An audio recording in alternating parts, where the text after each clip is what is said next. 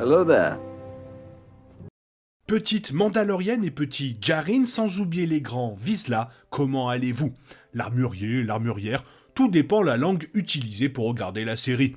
Bref, revenons sur la série The Mandalorian avec le personnage de l'armurière qui est très importante et spéciale, et voici pourquoi, et c'est juste après t'avoir souhaité un bon moment, let's go.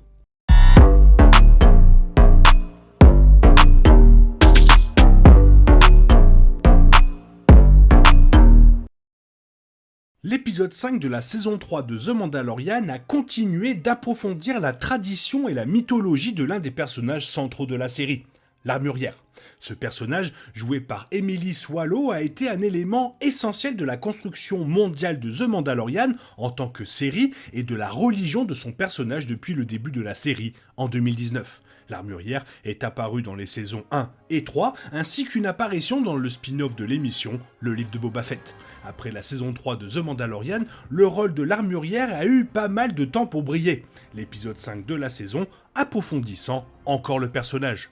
La fin de l'épisode amène l'armurière à pousser Bo-Katan à devenir la chef de Mandalore après la connaissance par cette dernière d'un mythosaure sur Mandalore, soulevant la question de savoir quel est le rôle de l'armurière dans les enfants de la garde. Si Bo-Katan Kryze est sur le point de devenir la chef de Mandalore, alors quel rôle l'armurière a-t-elle dans le groupe mandalorien? Et qu'est-ce qui la rend si spéciale? En ce qui concerne le rôle de l'armurière dans le groupe mandalorien, les co-créateurs de l'émission, Jon Favreau et Dave Filoni, ont récemment expliqué comment elle s'intègre dans la hiérarchie. Favreau et Filoni ont expliqué que l'armurière ressemblait à Merlin dans la légende arthurienne. L'armurier est considéré comme un chaman par les Mandaloriens, le chef spirituel du clan. Alors que les Mandaloriens peuvent avoir des dirigeants politiques ou en temps de guerre, tel que le Mandalore, l'armurier est un titre transmis de génération en génération pour agir comme le pilier spirituel de la communauté. Comme l'a déclaré Filoni, Merlin guide Arthur pour trouver Excalibur, Merlin ne manie pas du tout Excalibur. Cela est encore plus évident grâce à la fin de l'épisode 5, dans lequel l'armurière a guidé Bo-Katan pour devenir la chef de Mandalore, compte tenu de son expérience avec les deux mondes, de la culture mandalorienne et de sa connaissance du mythosaure. Avec l'armurière agissant en tant que gardienne des traditions des Mandaloriens, elle est celle qui transmet les connaissances au clan au sens large, ainsi que plusieurs autres rôles au sein de la Voix du Mandalore. L'une des informations les plus intéressantes sur le rôle de l'armurière provient de l'interview mentionnée avec Favreau.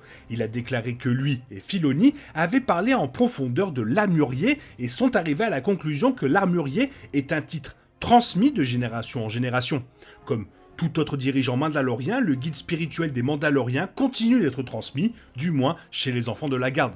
Cela suit également l'épisode 5 dans lequel l'armurière a mentionné d'innombrables autres armuriers travaillant dans la Grande Forge de Mandalore.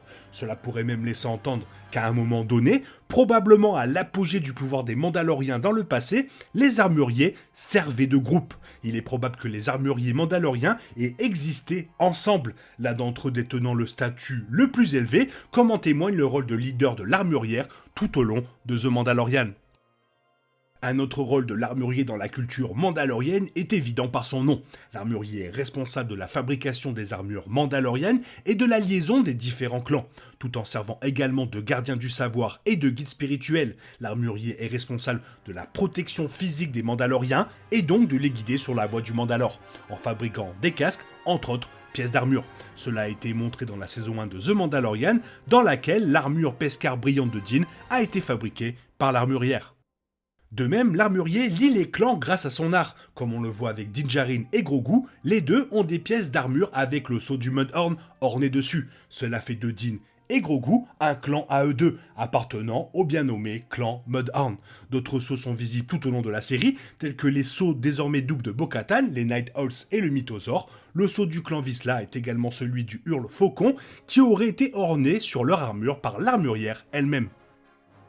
Bien qu'elle soit la principale chef spirituelle des Mandaloriens, l'armurière s'est également révélée habile au combat, conformément au credo mandalorien. Comme on le voit dans la saison 1, l'armurière est allée au combat contre plusieurs Stormtroopers qui cherchaient sa forge. L'armurière a envoyé ses troupes impériales avec facilité en utilisant ses armes à double maniement qu'elle a également montrées dans l'épisode 5 de la saison 3. Les armes de l'armurière se composent de son marteau à gravité et de ses pinces magnétiques. Le marteau et les pinces sont en Beskar, dont il a été montré qu'il était capable de résister au sabre noir dans le livre de Boba Fett. Les armes sont très utiles au combat, le marteau agissant comme un instrument de force contondant, tandis que les pinces se révèlent très polyvalentes. Par exemple, dans la scène mentionnée contre les Stormtroopers, les pinces et le marteau ont été utilisés en tandem pour piéger le bras d'un Stormtroopers, obligeant le soldat à tirer sur l'un de ses coéquipiers.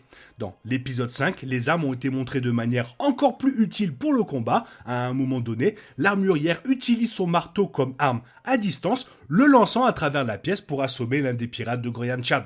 Les pinces sont également appliquées différemment, l'armurière les utilisant pour faire reculer un pirate au dépourvu avant d'utiliser le marteau pour l'achever. Aux yeux du credo des Mandaloriens, il est logique que l'armurière utilise ses armes contre ses ennemis. Le credo accorde une grande importance à la capacité de se battre, le rôle de l'armurier consistant à fabriquer des armes et des armures étant également élevé parmi la voie du Mandalore.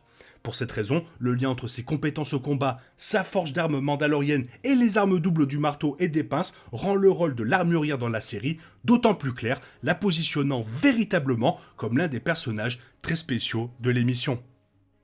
Depuis le début, l'armurière a rêvé de rétablir l'ancienne voix de Mandalore. Elle a étudié les anciennes chansons et légendes et a construit un groupe de Mandaloriens secrets dans une société forte qui les respecte. Néanmoins, elle sait que les autres clans mandaloriens continuent de suivre les nouvelles voix de Mandalore et ne se soucient pas de retirer leur casque. Il est impossible d'essayer de les convaincre tous de suivre la voie, car beaucoup d'entre eux ne voient dans la clandestinité que des fanatiques radicaux.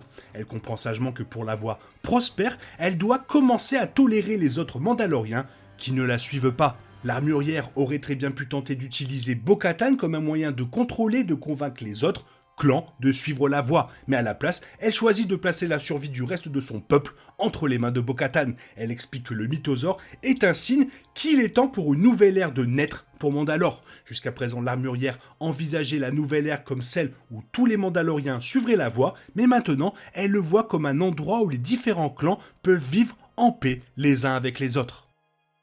Maintenant, reste à savoir si l'armurière va mettre tout le monde d'accord. L'avenir nous le dira. Toi, qu'est-ce que tu en penses? Fais-moi part de ton avis dans la zone commentaire. Et sinon, il est temps pour toi de reprendre le cours normal de ta vie. Et on se retrouve demain pour une nouvelle vidéo.